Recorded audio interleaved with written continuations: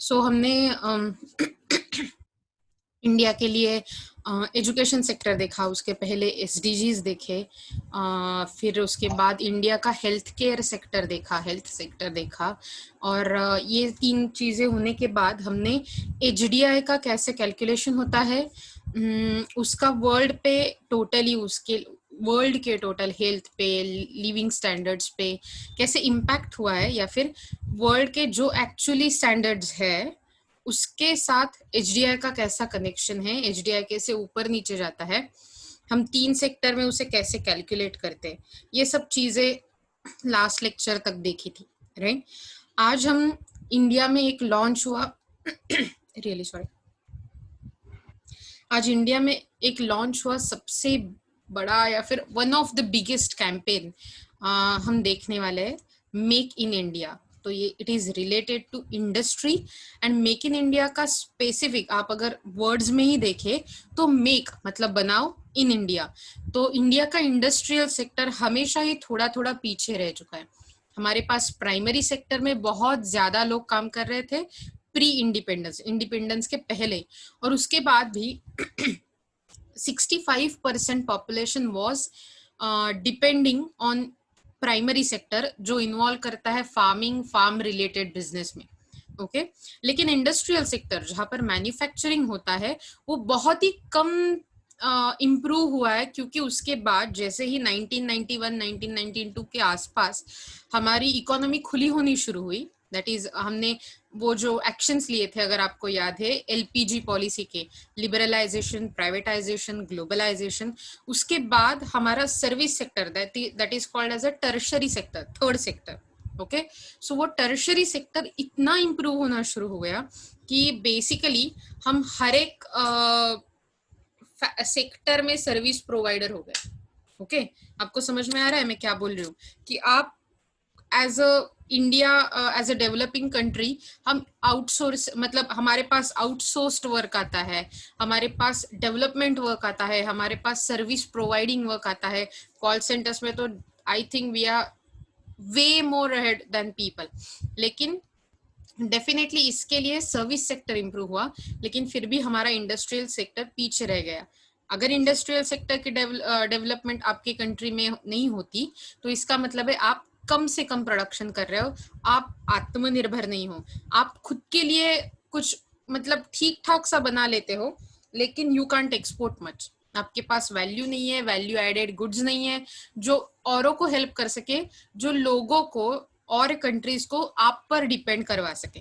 अगर other countries आप पर डिपेंड है, इसका मतलब आपके पास पावर है, आपकी सोवेरेनिटी की, और दूसरों को थोड़ा बहुत निगोसिएशन में होल्ड करने की पावर, जो इंडिया के पास बहुत ही level, we can say lower level पे थी, लोअर लेवल पे। Like right now we are rising through that, लेकिन बहुत स्लोली वी आर राइजिंग। तो इसके लिए make in India campaign launch हुआ था, और इसके बारे में बहुत इंटरेस्टिंग डिटेल्स है, जो आपको इकोनॉमी के अंदर क्या चल रहा है, कैसे टर्नअप आ रहे हैं, जैसे आगे आगे क्या क्या हो रहा है, इसके बारे में इंफॉर्मेशन देते हैं। आपके लिए एक ऐसा क्वेश्चन आ सकता है, explain make in India, its की policies and maybe its activities, what changes had happened or what are the implications of make in India campaign and what are the challenges of make in India campaign। तो इसमें note आ सकती है और इसमें बड़ा वाला question भी आ सकता है, okay. I think I have made it clear कि कैसे क्वेश्चन आ सकते हैं और हम क्या क्या टैकल करने वाले। Is there any simple soft beautiful question you have regarding that? Okay, as usual we don't have question, we are like pro in everything, right? Let's see. Make in India is a government of India scheme, government of India ने मतलब central India ने बनाई scheme, which was launched by prime minister Narendra Modi in 2014, intended to boost the domestic manufacturing sector, domestic मतलब local, India का manufacturing sector boost करने के लिए, मतलब ज्यादा से ज्यादा उसे बढ़ावा देने के लिए, त्याला एनकरेज करण्यासाठी, प्रोत्साहन देण्यासाठी, and also to augment investment into country. Augment मतलब फिर से पाना, कुछ मतलब इम्प्रूव करना, एक जो वीकेस्ट पार्ट होता है उस पर। तो हमारे पास बहुत ही कम इन्वेस्टमेंट थी कंट्री में, क्योंकि हम इंडस्ट्रियल सेक्टर में इन्वेस्ट ही नहीं कर रहे थे। नॉट ओनली इंडस्ट्री, लेकिन बहुत सारे सेक्टर्स में हम कम इन्वेस्टमेंट हो रही थी हमारे कंट्री में। तो उसको टैकल करने के लिए, क्योंकि इन्वेस्टमेंट होता है तो नए नए फर्म्स, नए नए इंडस्ट्रीज, नए नए सर्विस, नए नए सेक्टर्स में इंप्रूवमेंट होता है, नए बिजनेस शुरू होते हैं, तो नया एम्प्लॉयमेंट बढ़ता है, जॉब्स मिलते हैं लोगों को। अगर लोगों को जॉब्स मिलते हैं, उनके पास पैसा आता है, पैसा आता है तो आपके इकोनॉमी में डिमांड बढ़ती है, क्योंकि आपके पास पैसा है तो आप खरीदोगे, राइट। उसके बाद अगर वो आप खरीदारी शुरू होती है, डिमांड बढ़ती है, तो आपको सप्लाई भी बढ़ाना पड़ता है। As a producer, as a firms, as a business आपको सप्लाई बढ़ाना पड़ता है लोगों की मांग पूरी करने के लिए। तो ऑब्वियसली प्रोडक्शन बढ़ाना पड़ता है, आउटपुट बढ़ाना पड़ता है। अगर आउटपुट बढ़ेगा तो क्या बढ़ेगा? जीडीपी बढ़ेगा, that is gross domestic product. मतलब कंट्री का, हर एक आदमी का, हर एक औरत का इन अ कंट्री आपका इनकम बढ़ेगा, और इनकम बढ़ेगा तो क्या होगा? आपकी ग्रोथ होगी। ग्रोथ होगी मतलब आपकी इकोनॉमी एक्सपांड होगी, और सिंपली अगर वो एक्सपांड होती जाती है, then you are going towards prosperity, development. Okay, so simply investment बढ़ाना is like key ingredient in the best dish for the growth. Okay, so इसके लिए ये कैंपेन 2014 में शुरू किया गया। अब ये कैंपेन के बारे में थोड़ा सा इंफॉर्मेशन, उसका नेम तो आपको पता है, make in India. Date of launching था 25 सितंबर 2014। It was launched by PM Narendra Modi. कौन सी गवर्नमेंट इसको हेड, गवर्नमेंट मिनिस्ट्री इसको हेड कर रही है? Ministry of commerce and industry. Okay, तो मिनिस्ट्री ऑफ कॉमर्स और इंडस्ट्री के अंडर ये सब काम शुरू हुए हैं। आपको मैंने वेबसाइट दी है, अगर आपको एक्स्ट्रा इन्फॉर्मेशन चाहिए तो आप वहां पर जाकर देख सकते हैं। It is a very self explanatory website. Okay, तो क्या होने वाला है इस कैंपेन में? The government wants to revive the lagging manufacturer sector. Lagging मतलब जो पीछे पड़ रहा है। Okay, so lagging manufacture sector and spur the growth of economy. Simple दो चीजें, पहला जो मैन्युफैक्चर सेक्टर पीछे पड़ रहा है उसको जरा धक्का देना है, और ग्रोथ भी बढ़ानी है इकोनॉमी की। ये दो ऑब्जेक्टिव्स, मेन ऑब्जेक्टिव्स है। The government of India also intends to encourage business from abroad into investing in a country. तो जो अब्रॉड में इन्वेस्टर्स है, जो अब्रॉड में बिजनेस चल रहे हैं, उनको इंडिया में इन्वेस्ट करने के लिए, या फिर not even investment of money, लेकिन उनके प्लांट्स इंडिया में शिफ्ट करने के लिए कि आप यहाँ आओ, यहाँ पर अपना प्लांट डालो, तो यहाँ के लोगों को जॉब मिलेगी, यहाँ के सरकार को टैक्स मिलेगा, पैसे मिलेंगे, फॉरेन एक्सचेंज मिलेगा। तो investing in the country and also manufacture here, that's what I told you, right, कि यहाँ पर प्रोड्यूस करो by improving the country's ease of doing business index. ये बहुत ही इंपॉर्टेंट इंडेक्स है और आपको बिल्कुल पढ़ना चाहिए इसके बारे में, क्योंकि ये हमारे एक्चुअली फ्लो में तो बहुत थोड़ा आएगा, तो please read it out for yourself, क्योंकि ईज ऑफ डूइंग बिजनेस हर बार आपको बताता है कि इंडिया में कितना ईज ऑफ डूइंग बिजनेस आया है, कितने लोग अट्रैक्ट हो रहे हैं, क्योंकि इंडिया में बिजनेस करना बहुत इजी है। अगर आपको पता है या फिर आपने कहीं पढ़ा होगा, तो इसके पहले इंडिया में बिजनेस करना वाज लाइक अ टॉर्चर, क्योंकि ये रेट टेपिज्म, ब्राइबिंग, करप्शन, और इसके साथ बहुत ही डीलेड वर्क मतलब बहुत धीरे धीरे धीरे काम करना। तो इसकी वजह से हमारा ease of doing business was deteriorating, बहुत ही गंदा था। अब ये धीरे धीरे, मैं ऐसे बोल नहीं रही हूँ कि पूरा का पूरा इंप्रूव हो चुका है, it's going slowly ahead. Okay, ease of doing business index. The long term vision is to gradually develop India into global manufacturing hub. Do you know आज का global manufacturing hub कौन सा है? आपको पता है किसे ग्लोबल मैन्युफैक्चरिंग हब बोला जाता है? Okay, you should know that. China को बोला जाता है ग्लोबल मैन्युफैक्चरिंग हब, क्योंकि वर्ल्ड का जो भी बड़ा बड़ा प्रोडक्शन रहता है वो चाइना में बनता है, और चाइना के बाद फिर से डिस्पेंड होता है अलग कंट्री में, और वहां से हमें मिलता है। So it is called as global manufacturing hub. And तो वो हमें बनाना है, हमारे कंट्री को। And also boost employment opportunities in the country. तो जो आपके कंट्री की एम्प्लॉयमेंट अपॉर्चुनिटीज है वो आपको बूस्ट करवानी है, ज्यादा से ज्यादा एम्प्लॉयमेंट देनी है लोगों को।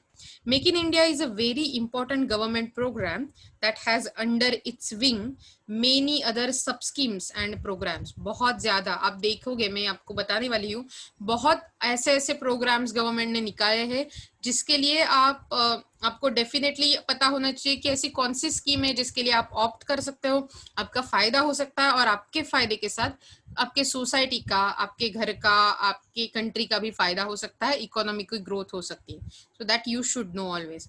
Government schemes are important for IAS exams. Oh, sorry, that's wrong, a sentence wrong at the wrong time. Okay. So even though that was sentence there, अगर आप कॉम्पिटिटिव एग्जाम्स देना चाहते हो तो ये सब स्कीम्स के बारे में पढ़ना इज वेरी इंपॉर्टेंट। किसी भी जनरल नॉलेज के लिए, अगर आप कैट दे रहे हो, कौन सी भी जिसमें जनरल नॉलेज इन्वॉल्व रहता है, अगर आप कॉमर्स के स्टूडेंट हो, इकोनॉमिक्स के स्टूडेंट हो, इवन दो आप किसी भी सब्जेक्ट के स्टूडेंट हो, आपके कंट्री में क्या चल रहा है ये आपको पता होना चाहिए। So simple question, why make in India, क्यों हमें मेक इन इंडिया चाहिए? So there are multiple reasons why government has chosen to focus on manufacturing. Manufacturing sector पे ही क्यों फोकस किया, इसके लिए कुछ रीजन है और वो हमें नीचे दिए गए। पहले, for the past 2 decades, for the past 20 years, India's growth story seems to have been led by the service sector. हमारी जो ग्रोथ स्टोरी है वो कौन लिख रहा है? सर्विस सेक्टर लिख रहा है। सर्विस सेक्टर से हमारी ग्रोथ हो रही है। This approach paid off in the short run, and India's IT and BPO sector saw a huge leap मतलब ऊपर चढ़ना, and India was often dubbed the back office of the world. तो actually ये जो service sector का improve होना था, ये एक्चुअली हमारे शॉर्ट रन में बहुत ही यूजफुल रहा, क्योंकि हमारे यहाँ आईटी और बीपीओ सेक्टर की बहुत चलती रही। एक्चुअली इतनी बड़ी समस्या नहीं, इतनी बड़ी आपकी तादाद में ये सब इंडस्ट्री बढ़ गई कि इंडिया को वर्ल्ड का बैक ऑफिस बोला गया। बैक ऑफिस मतलब जो पीछे काम चलता है, एक्चुअली डेस्क पे आपको दिखता नहीं है, लेकिन पीछे जो रनिंग बिजनेस चलता है, that is called back office work. तो back office of the world कहा गया इंडिया को। अगर प्रोडक्ट यूएसए का हो, अगर प्रोडक्ट ऑस्ट्रेलिया का हो, फिर भी उसका कस्टमर केयर नंबर इंडिया का रहता है, because that's a toll free number. हमेशा हम इंडिया से बात करते हैं। आपको पता है जो कॉल सेंटर में जॉब करते हैं, दे हैव सम एक्सेंट कि आप कौन से कंट्री से कॉल आ रहा है, उस कंट्री के हिसाब से वो बोलते हैं, वो एड्रेस बताते हैं, वो व्हाटएवर यू वांट वो कंट्री से। तो ऐसे लगता है कि वो वही कंट्री से बात कर रहे हैं, लेकिन इंडिया से बात कर रहे होते हैं। सो हमें वर्ल्ड का बैक ऑफिस बोला गया। However, even though the share of service sector in the Indian economy rose to 57% in 2013, कितना बढ़ गया? 57% तक शेयर बढ़ गया हमारे इकोनॉमी में सर्विस सेक्टर का। It contributed to only 28% of the share of employment.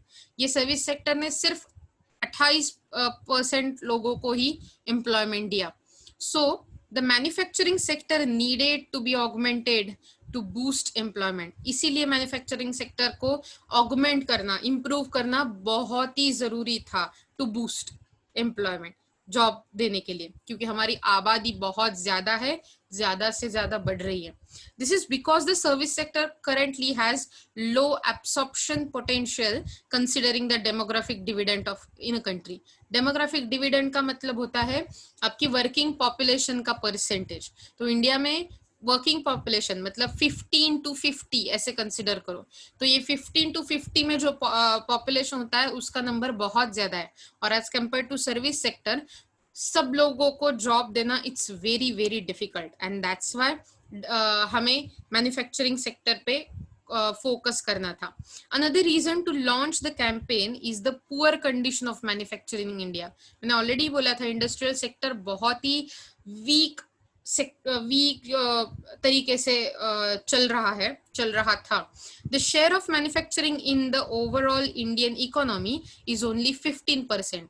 तो फिर भी कितना था, आप अगर देखें तो सर्विस सेक्टर का कितना था? 57%। लेकिन मैन्युफैक्चरिंग जो एक्चुअली कुछ बनाते हैं और हमें प्रोवाइड करते हैं, उसका कितना था? सिर्फ 15%। ओके और वो बहुत ही कम है क्योंकि ये 15% से तो हम क्या एक्सपोर्ट करेंगे, हमें ही नहीं खुद को मतलब काफी हो रहा है तो बाहर क्या एक्सपोर्ट करेंगे, अगर बाहर एक्सपोर्ट नहीं करेंगे तो हमें ज्यादा से ज्यादा इंपोर्ट करना पड़ेगा, एक्सपोर्ट करने से हमें जो फॉरेन एक्सचेंज मिलता है वो तो जाएगा क्योंकि हम इंपोर्ट ही ज्यादा कर रहे होंगे, right. This is way lower than our neighbours in east Asia.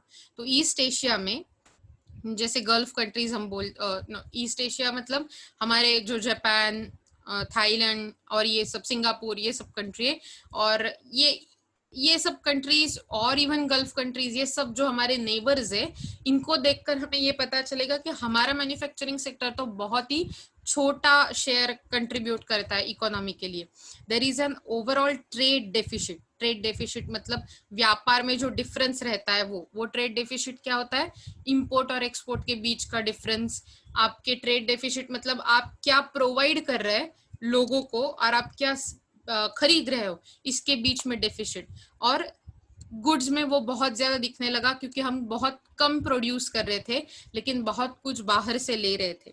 The trade surplus in services hardly covers 1/5 of India's trade deficit in goods.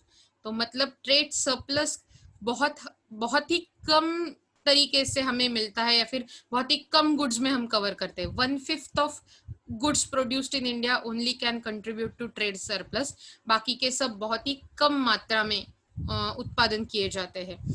The service sector alone cannot hope to answer this trade deficit. Manufacturing will have to cheapen. तो manufacturing sector को आना पड़ेगा so that ये जो service sector में deficit बन रही है, सर्विस सेक्टर के एक अलोन खंबे पे जो काम चल रहा है वो हमें डिस्ट्रीब्यूट करना पड़ेगा। हमें मैन्युफैक्चरिंग सेक्टर को थोड़ा स्ट्रॉन्ग बनाना होगा, बूस्ट करना होगा, ओके, एम्प्लॉयमेंट को। The government is hoping to encourage businesses, both Indian and foreign, to invest in manufacturing in India.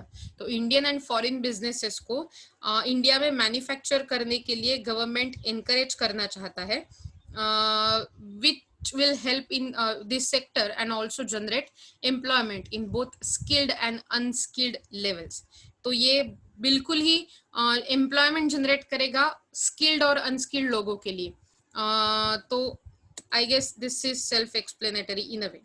इसके बाद थर्ड पॉइंट आता है, to focus on the manufacturing is no other, focus on manufacturing sector as there is no other sector that seems to have such a huge multiplier effect on economic growth. तो अगर आपका manufacturing sector strong है तो आपकी economic growth is like sustainable growth, अच्छे से growth हो जाएगी। तो सिंपली आप ऐसे एग्जांपल दे सकते हो, जापान। तो जापान का manufacturing sector is the brilliant. उसके पहले भी शायद आता है जर्मनी का मैन्युफैक्चरिंग सेक्टर। इनके इंडस्ट्रीज इतने पावरफुल है और सिंपली एक की इंग्रेडिएंट है जो मैंने सुना था, मेरे पास फैक्ट नहीं है, स्टैटिस्टिक नहीं है, लेकिन मैंने सुना था कि जर्मनी में आप ऐसे इंग्रेडिएंट्स या ऐसे पार्ट बनाते हो, they are the spare parts. Spare parts के बारे में आपको पता है, जो छोटे छोटे पार्ट बड़े बड़े इंजन में, बड़े बड़े मशीन में, इवन घड़ी में या फिर बड़े बड़े उत्पादनों में छोटे छोटे जो पार्ट लगते हैं, जिनके सिवा ये उत्पादन, ये बड़े बड़े कैपिटल गुड्स, कंज्यूमर गुड्स चल नहीं सकते। तो प्लेन्स में जाने वाले, गाड़ियों में जाने वाले, बाइक्स में जाने वाले, ऐसे बहुत ही इम्प्रूव्ड टेक्नोलॉजिकली बहुत ही साउंड पार्ट जर्मनी में बनाए जाते हैं। और जर्मनी ये पार्ट्स बनाने में they are like master people, क्योंकि इनके सिवा कहाँ पर भी चलता नहीं है वो पार्ट, मतलब कहाँ पर भी बनता नहीं है वो पार्ट। तो ये सिर्फ वो की पार्ट बनाते हैं। अगर बाहर के कंट्रीज वहां पर आकर ना खरीदे वो पार्ट, तो उनकी गाड़ी, उनका प्लेन चलने ही वाला नहीं है। आपको समझ में आ रहा है? Maybe they are not making huge cars, maybe they are not making huge planes, और maybe they are not making huge machines, लेकिन वो ऐसे की इंग्रेडिएंट्स बनाते हैं उसमें से कि हम ऑलवेज जर्मनी पे डिपेंड रहते हैं। इसकी वजह से उनका सर्विस सेक्टर बहुत ज्यादा इंप्रूव हो रहा है। They are using sound technology to improve their manufacturing sector. और आप देख रहे हो कि वर्ल्ड वॉर होने के बाद भी जर्मनी, जापान तो क्या बचा था उनके पास? कुछ भी नहीं। हिरोशिमा नागासाकी पर जब एटम बम गिरा था दूसरे वर्ल्ड वॉर में, तो बहुत ज्यादा हानि हुई थी जापान की। लेकिन आज क्या है, आज आप देख सकते हो जापान बहुत अच्छे से आगे बढ़ रहा है, even they are financing us India on so many projects, like a metro rail, bullet train for that matter. Okay, not a metro rail, bullet train. Okay, the manufacturing sector has a larger backward linkages and hence growth in demand in manufacturing spurs growth in other sector as well. तो simply backward linkages मतलब क्या होता है कि आप अगर एक factor बनाने के लिए आपको जो मशीनरी लग रही है वो आप किसी और से बनवाओगे, तो वो बनवाने के लिए आप किसी और इंडस्ट्री को अप्रोच करोगे, फिर वो इंडस्ट्री बैकवर्ड जाकर किसी के और से कैपिटल गुड्स लाएगी, तो आप एक के बाद एक इंडस्ट्री डेवलप करते जाते हो और उसके बाद आपका इकोनॉमिक ग्रोथ अपने आप शुरू होता है क्योंकि बहुत ज्यादा इंडस्ट्रियल सेक्टर डेवलप्ड होता है आपके पास। तो मैंने हाल ही में सुना कि ऐसा मतलब बोला गया गवर्नमेंट से कि आप टॉयज की जो इंडस्ट्री रहती है खेलनों की, ओके, उनके ऊपर फोकस करो। India can make a beautiful and very commercially sound toys to for the world, और वो बेच सकते हैं क्योंकि पहले तो इंडिया में बहुत ज्यादा बच्चे हैं और हमें हमारे यहाँ वो टेक्नोलॉजी है कि उसके हिसाब से हम अच्छे अच्छे टॉयज बना सकते हैं। So that's it, that's now innovative approach we can say, right. This generates more jobs. तो ऐसे मैन्युफैक्चरिंग के ऊपर ध्यान देने से, वो उसकी ग्रोथ करने से, इंडस्ट्री में जो बैकवर्ड लिंकेजेस है उनको रन करने से बहुत ज्यादा जॉब क्रिएट हो जाएंगे, इन्वेस्टमेंट बढ़ेगा, इनोवेशन तो होगा, होना ही होना है क्योंकि हर बार आप ईज ऑफ डूइंग बिजनेस देखते हो। मैंने आई थिंक आपके ही क्लास में ये बोला था कि जब वेंटिलेटर्स कम पड़ने लगे तो कितने सारे डॉक्टर्स, कितने सारे इंजीनियर्स, कितने ज्यादा बायोटेक्नोलॉजिस्ट आगे आए जिन्होंने वो छोटे कम खर्चे वाले वेंटिलेटर्स बनाने का प्रयास किया। वो they are trying hard now, so many institutes even in India, there are 3 institutes which are trying to get vaccine for COVID. So this is innovative approach to get COVID, not COVID, innovative approach to get more technologically sound production and manufacturing. Simply अगर आप देखो तो जैसे vaccine के बारे में हम पूछ रहे हैं, उसके साथ बहुत ज्यादा ट्रीटमेंट भी शुरू है। तो उसमें आयुष मंत्रालय और आयुष के जो डॉक्टर है उन्होंने भी बोला कि हमारे पास कुछ मेडिसिन है तो वो शायद यूजफुल हो सकती है। तो हल्दी जैसे मेडिसिन, या फिर ये जो आयुर्वेद ने बताया है, या उसके साथ आता है आर्सेनिक एल्बम जैसा मेडिसिन जो होम्योपैथी में बहुत ही फेमस है। उसके साथ आता है प्राणायाम, योग, ये जो आयुष मंत्रालय के अंडर हमने देखा था, वो आयुष मिनिस्ट्री के अंडर, वो सब फैक्टर्स हमने प्रोवाइड करने की सोचा लोगों को। उसके साथ हम ये भी जैसे उसको प्लाज्मा ट्रीटमेंट बोलते हैं, उसके बारे में भी सोच रहे थे कि कोविड का जो पेशेंट रहता है जो अच्छा हुआ है, बहुत ही ठीक ठाक है, अभी हेल्दी है, तो उसके ब्लड मतलब उसका ब्लड निकाल कर थोड़ा सा उसमें जो एंटीबॉडीज क्रिएट होते हैं, जो कोविड को जो सेल्स ने फाइट किया उसके बॉडी में, तो वो एंटीबॉडीज को पेशेंट्स के लिए प्लांट करना, उसके हिसाब से अदर पेशेंट जो अभी कोविड को फाइट कर रहे हैं उनकी इम्यूनिटी बढ़ाना, ये सब इनोवेटिव अप्रोच है जो अगर आप मैन्युफैक्चरिंग जैसे सेक्टर पे ध्यान देते हो, रिसर्च ओरिएंटेड इनोवेटिव अप्रोच रखते हो, तो आपका कैंपेन अच्छे से चलेगा। Really there will be everything will be make in India, we will be making in India that, okay। So let's see what we are searching for the next part. It is the Make in India is India program has also listed the 25 focus sector। तो ऐसे 25 focus sector को देखा गया और ये sectors पे ध्यान देना है हमें क्योंकि ये सेक्टर्स को इम्प्रूवमेंट की जरूरत है और हम इन पर ध्यान देने वाले हैं एज अ गवर्नमेंट और as a India, as an as an Indian citizen, sorry। So also furnished all relevant details about these sectors and related government schemes including the FDI policies, मतलब portfolio investment वाले policies, IPR etc। It's a intellectual property rights, okay। IPR मतलब hopefully आपको ये पता होगा। The main sector covered under the campaign are given in the table below।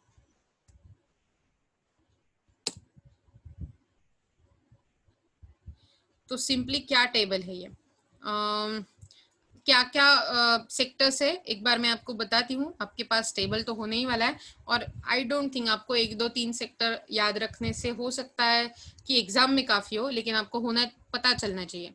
So aviation मतलब flights, flying related aviation, biotechnology, chemicals, automobile and automobile compounds मतलब cars related या two wheelers vehicles related, media and entertainment, mining, oil gas fuel related, construction and defence manufacturing, तो इसके बारे में हम देखने वाले हैं एक्चुअली आगे जाकर, electrical machinery and electronic systems, food processing, IT and BPM, leather, pharmaceuticals, ports and shipping मतलब अपने जो पोर्ट्स है इंडिया के वो सुधार देना, सो दैट वहां से जलवाहतुक शुरू हो सके, waterways, that's what they call, space technology, textile and garments, thermal power, tourism and hospitality, and wellness. So these are the sectors that we are talking about. Let's go ahead and see what we have in our next bucket. So what are the initiatives made by Make in India campaign? Okay, so पहला है new processes. तो इसमें क्या करना है, the government is introducing several reforms, बहुत ज्यादा reforms, बहुत ज्यादा प्रोग्राम्स गवर्नमेंट इंट्रोड्यूस कर रही है to create possibilities for getting foreign direct investment FDI, जो आपको एक्चुअली यहाँ पर आकर कोई भी व्यवसाय, कोई भी मैन्युफैक्चरिंग इंडस्ट्री, कोई भी फर्म बिल्ड करने के लिए हेल्प करता है. तो एफडीआई इज बहुत ही important. Okay, and foster business partnerships. Some initiatives have already been undertaken to elevate the business environment from outdated policies and regulation. तो इसके लिए हमने क्या किया है, आउटडेटेड जो पॉलिसीज थे उनको पीछे ढकेल देने की कोशिश की है, नए इनोवेटिव पॉलिसीज जो हेल्पफुल हो सके ईज ऑफ डूइंग बिजनेस में, उनको आगे लाया गया है. This reform is also aligned with the parameters of World Bank's Ease of Doing Business Index to improve India's ranking on it. तो हमें इंडिया का रैंकिंग बढ़ाना है उसके हिसाब से. तो न्यू प्रोसेसेस, उसके बाद आता है new infrastructure.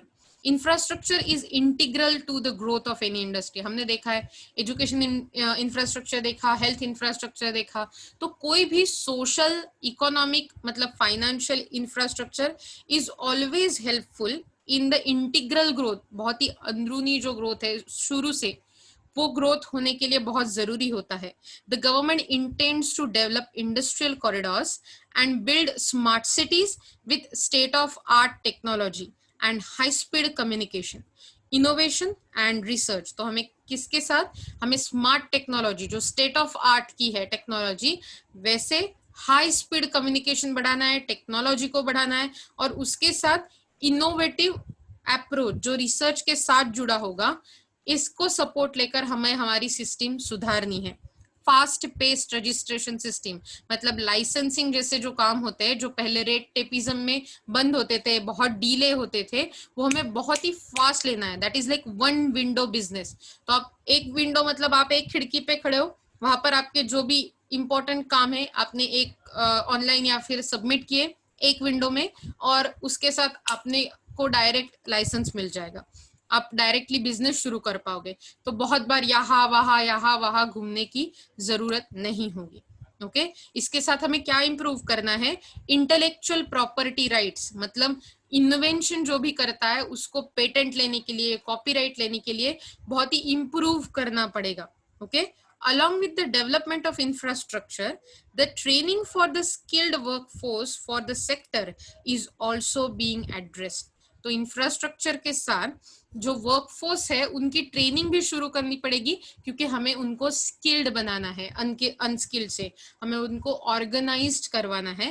That's why we need new infrastructure along with new way of processing, that is new processes. उसके साथ आता है new sectors. Make in India has identified 25 sectors हमने जो देखे, to promote with the detailed information being shared through an interactive web portal. तो हमें ज्यादा से ज्यादा काम इंटरैक्टिवनेस, जो भी कम्युनिकेशन है वो हमें ऑनलाइन करवाना है, so that there will be more transparency, more accountability. Okay, the government has allowed 100% FDI in railway and removed restrictions in construction. तो हमें रेलवे के सेक्टर में आप फॉरेन डायरेक्ट इन्वेस्टमेंट 100% लेके आ सकते हो, और उसके साथ कंस्ट्रक्शन सेक्टर पे जो मतलब रिस्ट्रिक्शंस थे, जो लॉस थे, वो भी कम कर दिए गए हैं।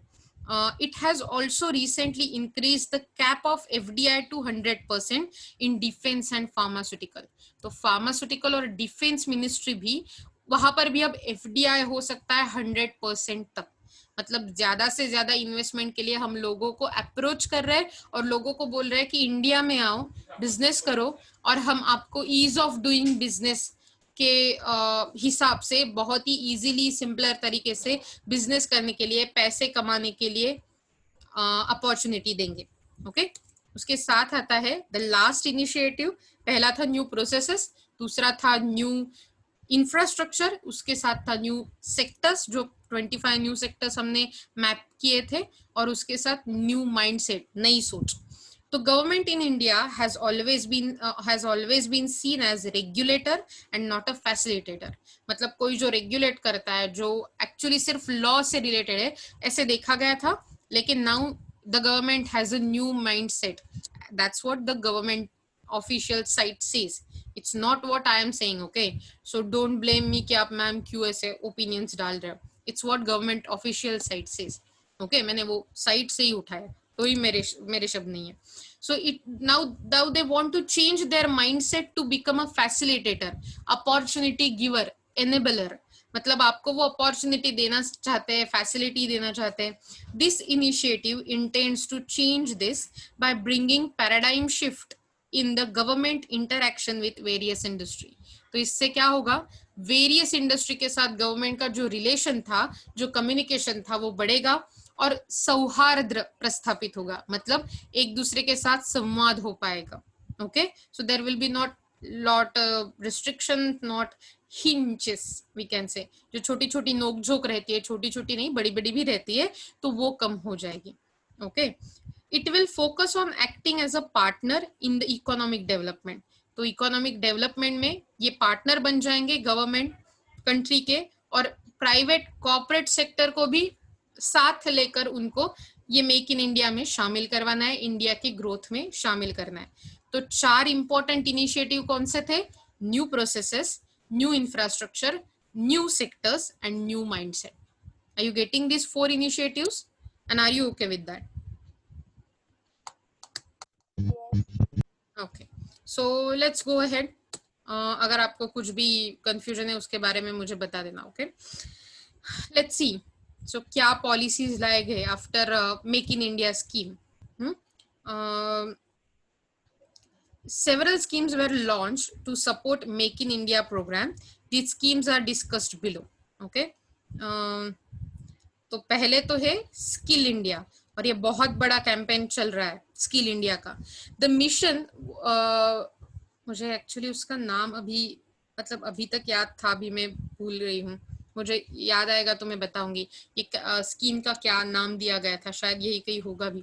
The mission aims to skill 10 million in India annual, to मतलब 10 मिलियन जो लोग हैं इंडिया में, उनको स्किल डेवलपमेंट के लिए annually in a various sector. तो हर साल 10 मिलियन लोगों को स्किलफुल करवाना, that is a mission in skill India. Make in India to turn into reality, there is a need of upskill, skill बढ़ाने की। The upskill the large human source available. हमारे पास बहुत ज्यादा लेबरर्स है, वर्कर्स है, workforce बहुत ज्यादा है वर्किंग पॉपुलेशन के साथ, लेकिन हमारे स्किल्स थोड़े कम है, तो हमें वो इम्प्रूव करने की जरूरत है। आईटीआई जैसे सेक्टर को भी आईआईटी जैसा ही मान मिलना चाहिए, सम्मान मिलना चाहिए। That's what they are saying. This is important because the percentage of formally skilled workforce in India is only 2% of population। तो हमारे जो skilled workforce है वो कितना था पहले? सिर्फ 2% of population, which is very less, right. उसके साथ आता है स्टार्टअप इंडिया, जो आपको पता है स्टार्टअप इंडिया भी एक बड़ी पॉलिसी लेकर आए थे गवर्नमेंट हमारे पास। वो शुरू है कि आप अगर स्टार्टअप कर रहे हो तो आपको पहले 3 से 5 साल के लिए टैक्स फ्री मिलता है। आप इसके साथ आपको गवर्नमेंट के बहुत सारे फैसिलिटीज मिलते हैं। अगर आप आपके स्टार्टअप में ग्रोथ दिखाते हो, नए बिजनेस स्टार्टअप में मतलब, तो क्या होता है आपको और भी टैक्स फ्री और आप और भी फैसिलिटीज मिलने शुरू होते हैं गवर्नमेंट के साथ साथ। The main idea behind the program is to build an ecosystem that fosters the growth of startups. तो इसके पीछे मेन आइडिया क्या है कि एक इकोसिस्टम बनाना, एक सिस्टम बनाना जो इंडिया में छोटे छोटे बिजनेसमैन की, जो आउट ऑफ कॉलेज है, मतलब जो अभी कॉलेज से बाहर निकले, या फिर जो लोग हैं जिनको कुछ अपना नया शुरू करना है, नया बिजनेस शुरू करना है, तो उनको सपोर्ट करना, वो स्टार्टअप्स को सपोर्ट करना, ये इसका मेन मिशन है। Driving sustainable economic growth and creating large scale employment. क्योंकि ऐसे छोटे छोटे स्टार्टअप्स आगे जाकर बड़े होते हैं। क्या आपको पता है, गूगल, फेसबुक, ये सब छोटे छोटे स्टार्टअप्स हैं और they are like now huge company. They are one of the most fortune 500, मतलब वर्ल्ड के सबसे ज्यादा बड़े 500 कंपनी में उनका नाम लिया जाता है। तो दे वर स्टार्टअप ओनली फर्स्ट।